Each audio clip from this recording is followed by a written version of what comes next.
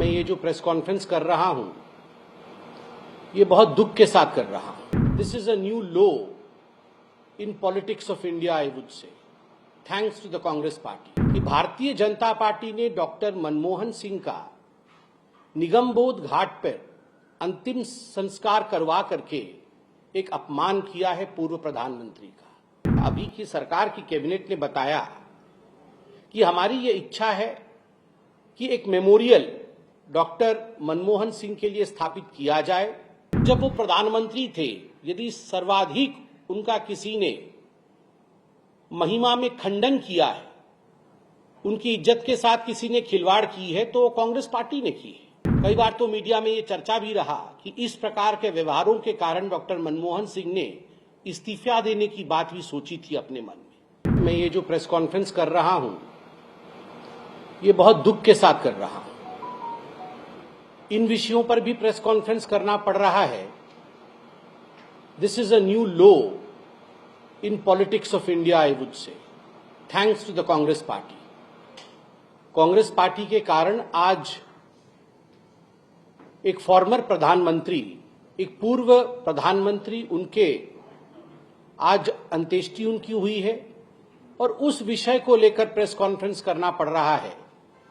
इससे दुखद, इससे दुर्भाग्यपूर्ण और कुछ नहीं हो सकता है।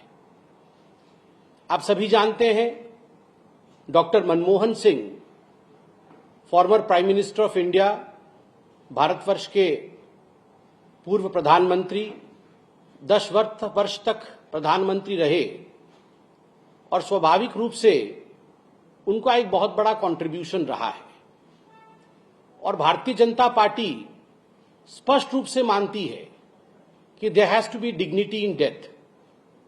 मृत्यु के बाद प्रधानमंत्री किस पार्टी के थे, किस दल के थे, हम इस पे विश्वास नहीं करते हैं। इतने छोटे मन के लोग हम नहीं हैं। हम वाजपेयी जी के उस कथन को मानते हैं, छोटे मन से कोई बड़ा नहीं होता। जिस प्रकार की भ्रामक राजनीति कांग्रेस पार्टी ने किया है और विशेष करके राहुल गांधी ने किया है, 1 घंटे पहले राहुल गांधी ने एक ट्वीट किया है कि भारतीय जनता पार्टी ने डॉक्टर मनमोहन सिंह का निगमबोध घाट पर अंतिम संस्कार करवा करके एक अपमान किया है पूर्व प्रधानमंत्री का। इसके पीछे जो सच्चाई है, उस सच्चाई को भी जानने की आवश्यकता है। जब आदरणीय प्रधानमंत्री, पूर्व प्रधानमंत्री डॉक्टर मनमोहन सिंह एम्स में उन्होंने अंतिम सांस ली और मेडिकल बुलेटिन जारी हुआ, उसके पश्चात कैबिनेट मीटिंग की बैठक बुलाई गई। आप सभी ने देखा कि कैबिनेट मीटिंग की बैठक में एक शोक संदेश भी पारित किया गया और शोक संदेश के साथ साथ कैबिनेट ने यह निर्णय भी लिया कि चूंकि डॉक्टर मनमोहन सिंह एक पूर्व प्रधानमंत्री रहे और उनका एक बहुत बड़ा कद है, तो बिफिटिंग हिज स्टेचर, उनके कद के अनुरूप उनका सम्मान होना चाहिए। इसलिए उनके अंतिम संस्कार और उनके मेमोरियल, इन विषयों को ध्यान में रखते हुए एक चिट्ठी कैबिनेट ने कांग्रेस पार्टी को भी और डॉक्टर सिंह के परिवार को भी लिखा।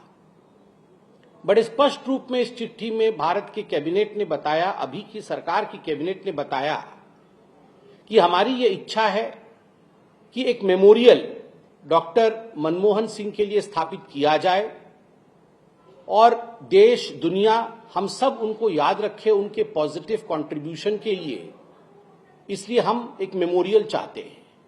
स्वाभाविक है, एक मेमोरियल बनाने का एक प्रोसीजर भी होता है, एक तरीका भी होता है। लैंड एक्वायर करना पड़ता है, एक ट्रस्ट बनाना पड़ता है। जब तक कि हम ये प्रोसीजर कर रहे हैं, तब तक संस्कार का काम, क्रीमेशन इत्यादि, क्योंकि यह इंतजार नहीं कर सकती है।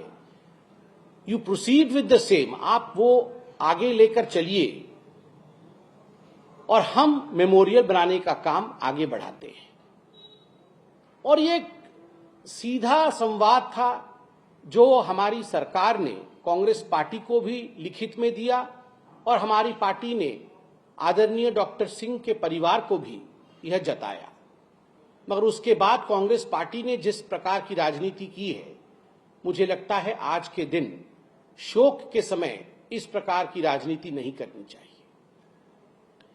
आज ये बताते हुए भी तकलीफ हो रही है, ये जो तू मैं सोशल मीडिया से लेकर हर जगह चल रहा है कांग्रेस पार्टी के समर्थकों द्वारा, उन्हें ये याद दिलाना पड़ेगा कि डॉक्टर मनमोहन सिंह जब हमारे बीच में थे और जब वो प्रधानमंत्री थे, यदि सर्वाधिक उनका किसी ने महिमा में खंडन किया है, उनकी इज्जत के साथ किसी ने खिलवाड़ की है, तो कांग्रेस पार्टी ने की है। और ये हकीकत है, हम सब जानते हैं, राहुल गांधी जी ने मनमोहन सिंह के अगुवाई में जो कैबिनेट थी, उस कैबिनेट की बैठक के कागज को जिस आक्रोश के साथ, जिस अहंकार के साथ, जिस ईगो के साथ बीच में दरबार में, जनता की दरबार में लाके फाड़ा था कि देखो मैं तो नहीं मानता डॉक्टर मनमोहन सिंह को, हम तो नहीं मानते, गांधी परिवार नहीं मानता डॉक्टर मनमोहन सिंह को, मैं ही हूं, आई एम द बॉस, यह पूरे हिंदुस्तान ने देखा था।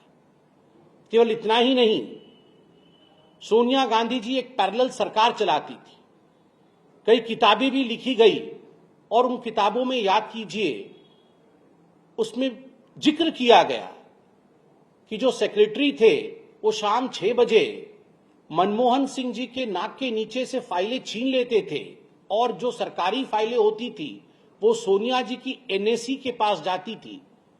उन्होंने जो एक बॉडी, अनकॉन्स्टिट्यूशनल बॉडी बनाई हुई थी जो कैबिनेट को सुपरसीड करता था, उस बॉडी के पास जाती थी और वो एनएसी निर्णय लेता था कि आखिर देश कैसे चलेगा।